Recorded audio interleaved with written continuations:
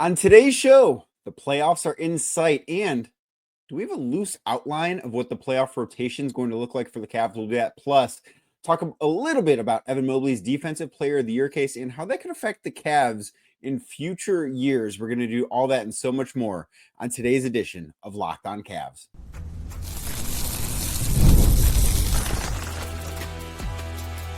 You are Locked On Cavs, your daily Cleveland Cavaliers podcast. Part of the Locked On Podcast Network, your team every day.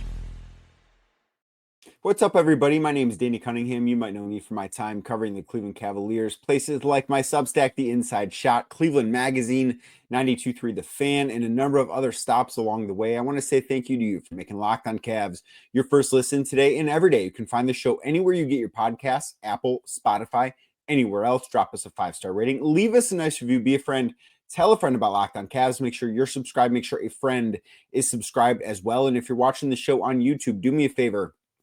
Hit that thumbs up button for me. Click subscribe and hit that notification bell so you don't miss the latest Locked On Cavs content. A proud part of the Locked On Podcast Network, your team every day. Today's episode brought to you by Game Time. Download the Game Time app, create an account, and use code LOCKEDONNBA. That is LOCKEDON NBA for $20 off your first purchase. The playoffs are less than 3 weeks away for the Cleveland Cavaliers. In fewer than 3 weeks, I mean, it could be 3 weeks from today. We're talking about the Cavs playing game 2 against a team like the Chicago Bulls or the Orlando Magic or the Atlanta Hawks or the Miami Heat. We obviously have no idea who the Cavs are going to be facing because of the play-in. I still feel very strongly they're going to be the number 1 seed in the Eastern Conference. Their magic number as I record this is 4. Boston it's halftime against Memphis. They have a lead on Monday night, but I don't know how that game ends as I record this. So maybe it's 3 if they lose this game, but more than likely, I think it'll be 4 because they've been playing great and they'll probably win that game.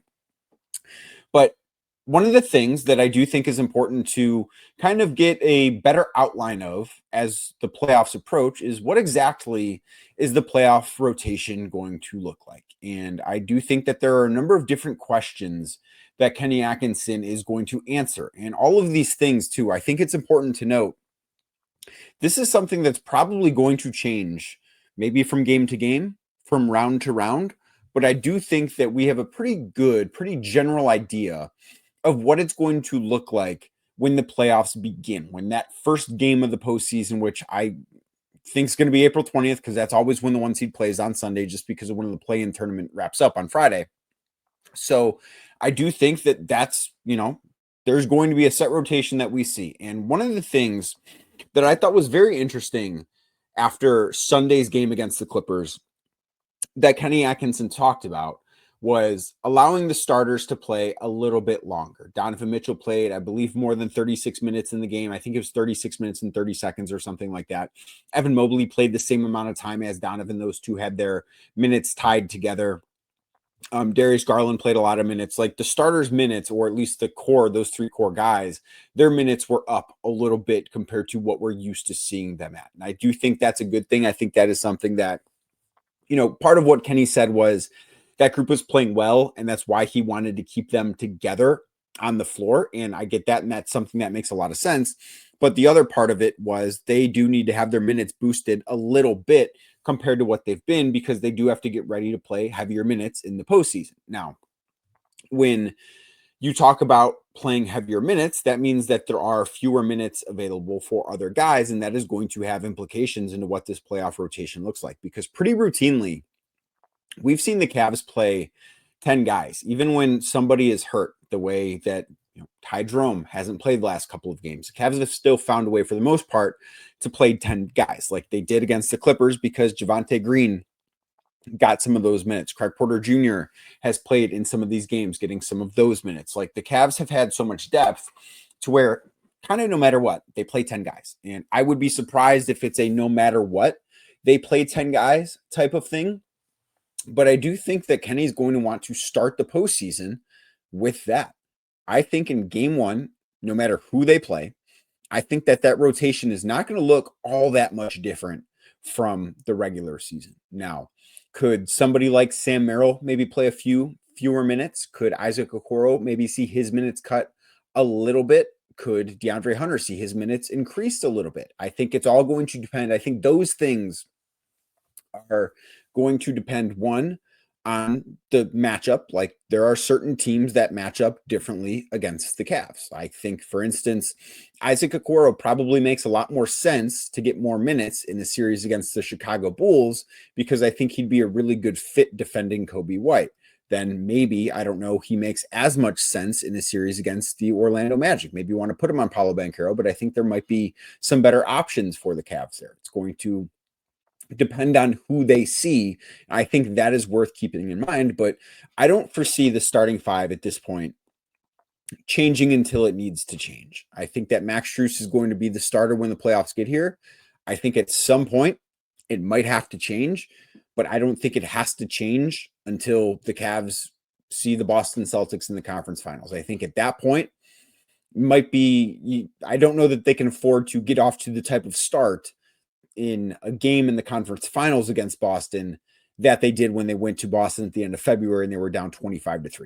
I don't know if that's something that they can afford to do. And I'm not saying that was all because of Max Strus or all because of the starting lineup, because that is unfair and not true. But I don't think that starting lineup is doing them any favors. And I think ultimately they're going to want to have their best five players on the floor a little bit more frequently than they do right now. And that is a very easy way to do that. But for right now, I do think Kenny's going to want to play 10 at the start of the playoffs. I don't think the starters are going to change. So you've got Darius Garland, Donovan Mitchell, Max Strus, Evan Mobley, and Jarrett Allen. Ty Jerome is going to play. DeAndre Hunter is going to play. Those two are still going to be the first two that come off the bench for the Cavs.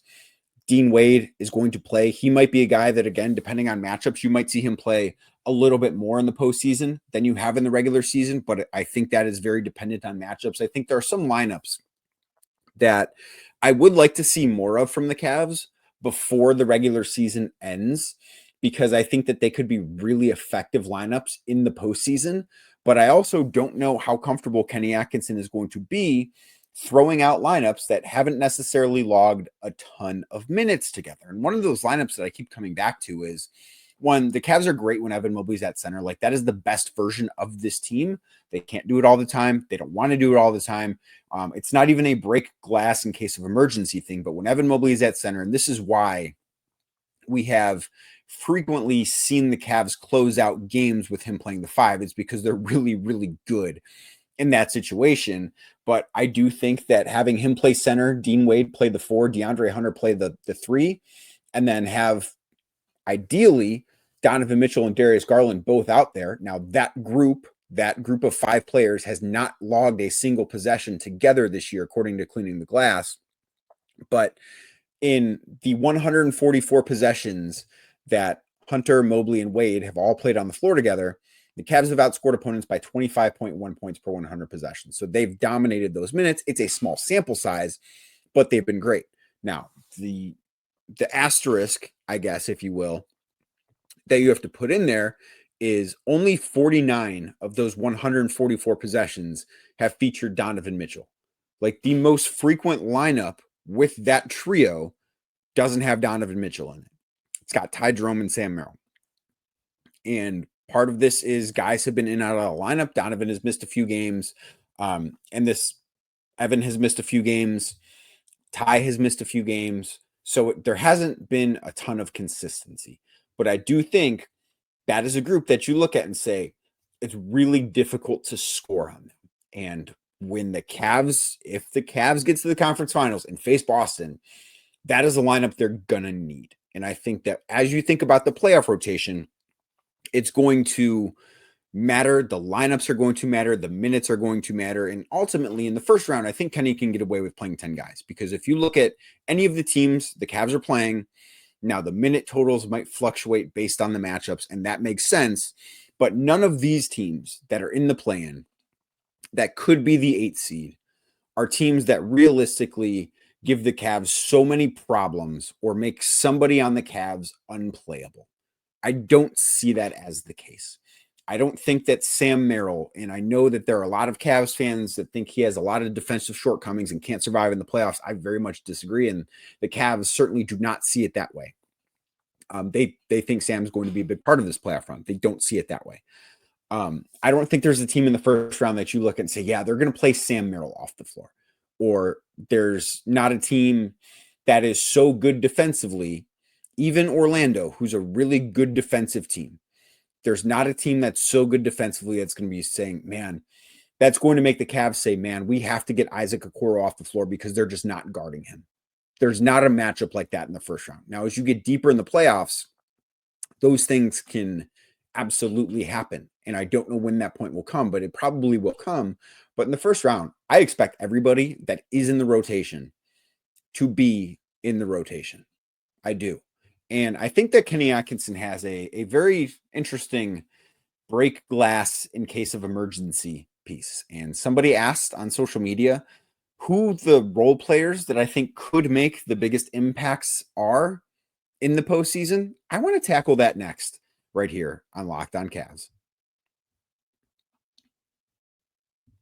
Today's show is brought to you by Monarch Money. Do you ever check your bank account and wonder, where did all my money go? Between dining out, online shopping, entertainment, it can be easy to lose track of that cash. And that's where Monarch Money comes in, because they will be your personal CFO, giving you full visibility and control over your finances. Monarch Money, not just a budgeting app, but it's a complete financial command center where you can track all of your accounts, investments, and spending right in one place. So you can stop just managing your money.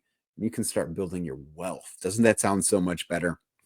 Instead of juggling multiple apps, you can use Monarch to check in on your finances, track spending, and even plan for those long-term goals that I know you have. That's how you build that wealth, those long-term goals. And then managing money with a partner can be smoother than ever, because you can track shared and personal accounts, set goals, and stay on the same page without all the stress, because that can be a very stressful endeavor. So take control of your finances with Monarch Money. Use code LOCKEDONNBA, that is LOCKEDON NBA, at monarchmoney.com for 50% off your first year. That's monarchmoney.com, code LOCKEDONNBA for half off your first year. Today's show is also brought to you by Prize Picks, and baseball season is here. There's no better way to get in on that action than with Prize Picks, the best place for daily fantasy sports. With Prize Picks, you pick more or less on at least 2 player projections, and if you're right, you can win up to 1,000 times your cash, whether it's strikeouts, RBI, first inning runs. Prize Picks can keep every game exciting. Maybe this week you're buying into the torpedo bats. Maybe that's what you're doing. So maybe you're going to pick Aaron Judge for more than 1 home run, and maybe you're staying up late, so you're going to pick Shohei Ohtani for more than 1 stolen base. Prize Picks is that easy. And setting a lineup takes less than 60 seconds, and when you win, your payout is quick, safe, and secure. You always want to take advantage of Taco Tuesday. What's today? Today is Tuesday, so take advantage, because that's where Prize Picks offers discount and select player projections for even more value. So download the app today and use code LOCKEDONNBA to get $50 instantly after you play your first $5 lineup. That's code LOCKEDONNBA for $50 instantly after you play your first $5 lineup. Prize Picks, run your game. Thank you again for making Locked On Cavs your first listen today and every day. Like I said at the top of the show, you can find us anywhere you get your podcasts, Apple, Spotify, anywhere else. Drop us a 5-star rating. Leave us a nice review. Be a friend. Tell a friend about Locked On Cavs. And also make sure you're subscribed to the Locked On Cavs daily newsletter, your one stop for ultimate team and league coverage delivered right to your inbox. You can sign up for free now at lockedondaily.com. That is lockedondaily.com. So somebody asked me earlier which role players for the Cavs I thought could really swing a game. And I don't know that there's one role player that you look at and say, yeah, that guy, he's capable of swinging just a game. And I think that is because you can look at any of the guys that come in off the bench, or even in Max Strus's place in the starting lineup as a role player.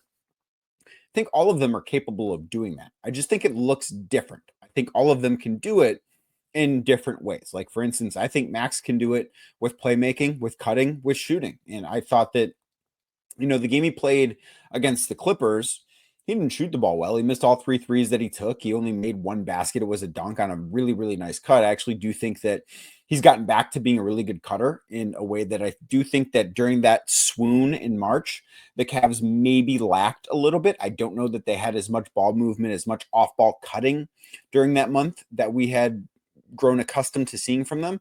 So I think that's what it probably looks like. But if you told me that, hey, there's going to be a game in the second round against the Indiana Pacers and Sam Merrill's going to hit 4 threes and the Cavs are going to win because of it, I would absolutely believe you. If you told me Isaac Okoro had a great defensive game against somebody in the first round or second round, I would believe you. If you told me DeAndre Hunter went out and scored 30 points off the bench, closed out a game great, we've seen him be able to do that, I would believe you. I think Dean Wade falls into that category. Like, I believe that all of these guys are capable of swinging a game. And the one that has actually popped into my mind quite a bit lately, and it's because of what happened, I think, against San Antonio, but I think Javonte Green is going to do that. And if you are not a new Cavs fan, so if you've been a Cavs fan for a while, you remember the 2016 NBA Finals. The Cavs won that series, as you might know. And in Game 6, the Cavs were down 3-2, Game 6 in Cleveland. The Cavs got off to a really great start in that game. I think they were up 31-9 at one point in the first quarter. I mean, then Quicken Loans Arena was on fire. Like, it was one of the loudest arenas in the history of this franchise. But the Warriors went on a bit of a push because that's what great teams do. They don't just go away quietly. And the game, by time halftime was arriving, it was, the Cavs were still leading, but it didn't necessarily feel as comfortable as it once did. And the Cavs ended up winning that game by 14 points.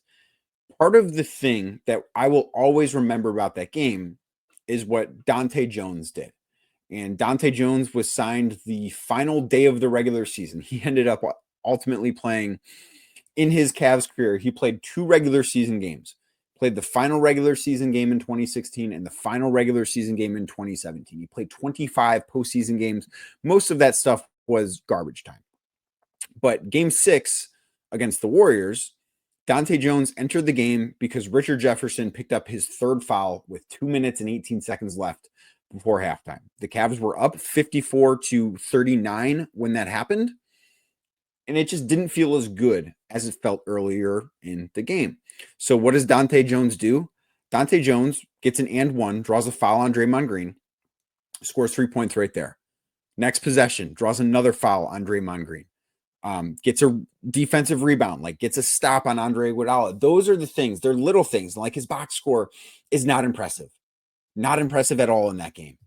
But that sort of swung the game. And I very much see Javonte Green, whether it is in the second round, maybe it's in the conference finals against the Celtics, maybe it's in the NBA finals against OKC or somebody else. I don't know.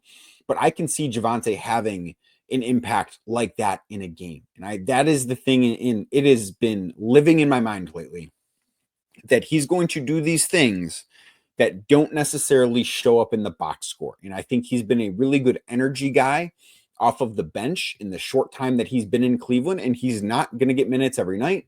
It would not surprise me if an entire series goes by, maybe even 2 series go by, that he doesn't play a single meaningful second, that the only time he gets is in garbage time. But I do think at some point the Cavs are going to call upon him to try and make a difference in a 2 or 3 minute stretch. And I think he's capable of it. And I think that is something to certainly keep in mind as the playoffs approach. And, I did mention some of the lineups earlier. The one other thing that I do want to talk about is the rebounding aspect of things, because that has been an issue for the Cavs lately. And that's why it was such a big deal on Sunday that Donovan Mitchell went out and grabbed 11 defensive rebounds and 12 rebounds in the game against the LA Clippers, because the Cavs have struggled to secure defensive rebounds. They've been crushed on the offensive boards lately. I think one of the antidotes to that too is playing DeAndre Hunter more at the 3 than at the 4. And that's why that lineup I brought up in the first segment makes so much sense, because you're getting Dean Wade at the 4. And I just think the Cavs are much better suited to rebound the basketball when they're in that configuration, as opposed to playing DeAndre Hunter at the 4, which he's played so much more of than the small forward spot so far. And that could be another thing too, where you look at what the starting lineup is, which is not a great rebounding lineup. And Max Strus, I think, is a good rebounder for his size, but he's an undersized small forward. That could be another antidote to that too. And those are just things that I think are worth keeping in mind as we talk about playoff rotations, as we talk about guys that can make a difference. I think we have to, in our minds, maybe envision different things making a difference. It's not necessarily always, oh man, Ty Jerome scored 24 points in a playoff game, made a huge difference. Capable of doing it, expect him to do it in one, but it's the little things that you're not necessarily looking for, that those are the things that these guys can make a difference in the postseason. They can swing playoff games, not necessarily always by scoring. Sometimes it's by scoring, but it's not always by scoring.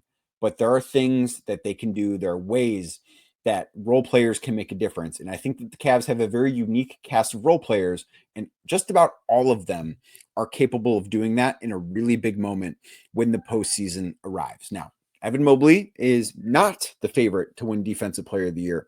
Donovan Mitchell thinks he should be. Evan Mobley thinks he should be. I think he should be too. We're going to talk about that. Plus, the impact winning that award or not winning that award could have on Evan Mobley's future contractual standing with the Cleveland Cavaliers. We'll do that next right here on Locked On Cavs.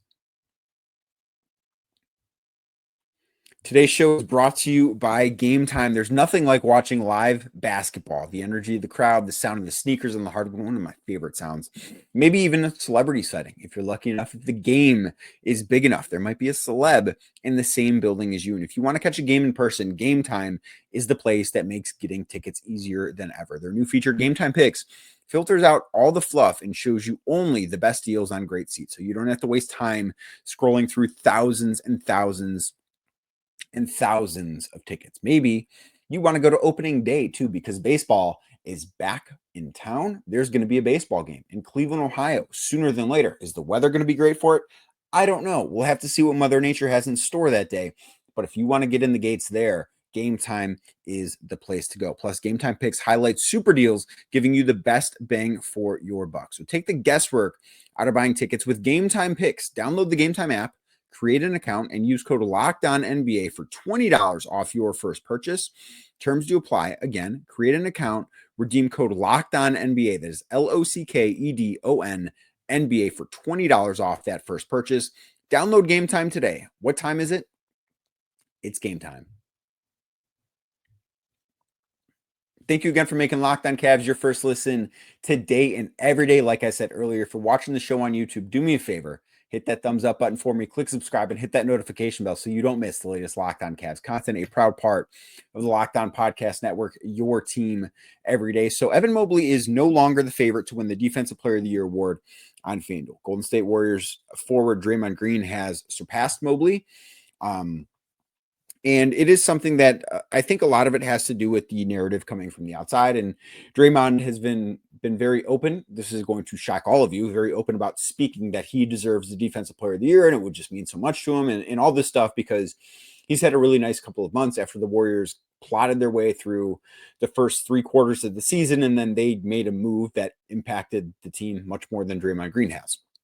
And that move, of course, is trading for Jimmy Butler. And this isn't to say that Evan's been a perfect defender, because he hasn't. This isn't to say the Cavs have been a great defensive team, because they've been probably an underachieving defensive team for most of the year. But ultimately, I think that the impact Evan has on the defense is probably not talked about enough. And I am probably guilty of this, that I don't give him enough credit for the role that he plays with the Cavaliers defensively. And Donovan Mitchell brought this up during his post-game media availability after the Clippers. And he talked about, some of the things that Evan does that make him special. And one of them is, Bogdanovich had an opportunity for a breakaway layup and Evan Mobley was trailing him. So what did he do? He stopped because he was worried about getting a shot blocked. And then he tried Evan anyways and got his shot blocked. And one of the things that's been talked about so frequently with Evan is that teams are now trying to get him to switch out and play on the perimeter as a defender. And that is not a thing that is being done because teams think Evan's a weak spot. That's a thing that's being done because objectively, that's the thing Evan does the worst defensively. However, I would caution you about getting worst confused with bad, right? There are things, a lot of things, he does better defensively than guard smaller players in space. Shocking stuff, I know. So if you're an opponent, wouldn't you want to make this great defensive player do the thing he's not necessarily great at often? Of course, it's a great offensive strategy. Pull Evan Mobley away from the basket where he cannot impact as many plays. Yeah, I would do that too. I mean, to some extent, this reminds me of a strategy that teams used to employ against the San Antonio Spurs when Kawhi Leonard was there. What they would do is they would allow Kawhi Leonard to just take their star player out of the game. And they would just have the star player sit on the perimeter several feet beyond the 3-point arc and play 4-on-4. And it's not the same exact thing, but that's the way to try and minimize the defensive impact of a great player. And I think that is something that we've seen lately. And I think that has twisted the narrative just a little bit. And then the other thing that I did want to make mention of, because I've talked to a couple of people about this, and Evan's contract is up in the air. Like, he has signed, a max contract extension, but exactly how much money he will be making in the next couple of years, still we don't know, because it's determined by what happens with awards voting this year. So if Evan Mobley does not make an All-NBA team and does not win Defensive Player of the Year, which I think is very unlikely, I would be stunned if he's not an All-NBA player this year. But if those things don't happen, his contract will be worth 25% of the salary cap for the length of that contract. If he makes third team All-NBA, which is possible, then it's 27%. I have learned that if he wins Defensive Player of the Year, but only makes third team, it gets boosted up to that 30%. Like, the winning Defensive Player of the Year would count the same in his contract. Like, it is the same escalator from what I've been told as making first or second team All-NBA. So that is just something to keep in mind too. But I mean, the Cavs are more than willing to pay that, but Evan Mobley might cost a little bit more if he does win that award. And that is something that he's certainly worth, and something that the Cavs are willing to pay. Now, as for today, the Cavs don't play a game. It's weird. It's a little weird going back-to-back days without a Cavs game, because they have been coming so quickly every other night for the past month and a half, it's felt like. They do have practice this afternoon. I will be at practice, so I don't know what I'm going to talk about on tomorrow's show, but I'm very interested to see how practice goes, how the Cavs feel after having a little bit of time off. I think it's going to be something that does them really, really well. So I am excited to talk about that, because that's one of the things I'm going to be asking about at practice on Tuesday. But make sure you keep it locked right here at Locked On Cavs. Make sure you're subscribed wherever you get your podcasts, Apple, Spotify, anywhere else. Drop us a 5-star rating. Leave us a nice review and be a friend. Tell a friend about Locked On Cavs. And if you're watching the show on YouTube, before we get out of here, hit that thumbs up button for me, click subscribe, and hit that notification bell so you don't miss the latest Locked On Cavs.